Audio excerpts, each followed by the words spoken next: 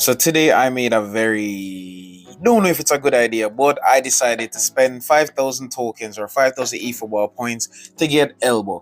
I thought that Elber was a goal poacher, but at first he actually was a fox in the box. So I took him into my team, I trained him up, I used him. When I trained him up, I realized that it took only 10,000 points to get him there. After that, now I realized that I had to train him up. So I literally had to use the progression points to get two more on his long ball counter to bring it up to at least 80. You know what I'm saying? Because I'm like 80 is good. I use long ball counter. I need Elbow to be, reasonably good. So I brought him up to 80. And then the rest of it I just allocated it to, suggested auto allocate. It gave me a 90 overall rated. If you guys want to know what to do, just look what you see on the screen. It's as simple as that. Now Elbow is somebody who's like a fox in the box. He sits deep and he plays the ball forward. So if you want to get the best out of him, play him in a 4-2-1-3 formation. Is he the best fox in the box? Absolutely not. The match that you're currently seeing right now is actually a tour match. So the match isn't even all that important. It's a tour match, Superstar. Almost anybody can be anybody in Superstar. But it actually shows their full abilities in match. So this is a very good example of why I like Elber or fox in the boxes overall. He's a right footer who scores left-footed bangers. It's crazy because he doesn't have a 5-star weak foot. I mean, he doesn't have a 5-star weak foot, but he's out here scoring weak foot bangers.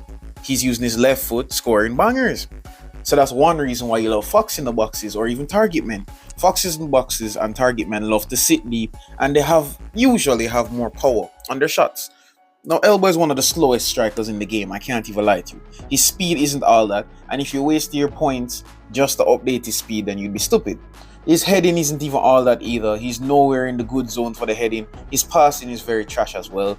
But stats do lie. Even though his passing said that, it's really, really bad, he does, pass relatively decently. I cannot lie to you. He does the job well, but his shooting could take a little bit more work. He only has 76 curl when you max him out, and to me, that's not acceptable. But at the same time, he does make up for it in his stunning shots. They're pretty decent. And he's always waiting to prance on the defender, as you saw here.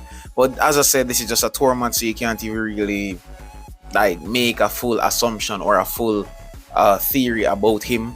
A full decision about how you like this player to play if you're just looking at tour matches. Moving on now, we're in an actual online match. This is, regular division rivals. You realize that Elber actually plays a very important role in this game because he's just literally here distributing everybody. I don't know why I decided to take a shot from that angle when I knew that he wouldn't have scored unless it's Haaland. I love that he makes mistakes in big tour matches. Elber scores a beautiful goal. I've realized that his first time shot is actually very good and his skills are actually pretty decent. So behind every dark cloud, there's a silver lining. I can't even lie to you. So even though the card lacks in a lot of areas, there are a lot of areas that he actually strives in. So if you really want to use Elber, it wouldn't be for, yes, I want a main player. Nah, you're using Elber just out of curiosity to see if you could actually take on, I don't know, hard teams in real life and, with low rated players.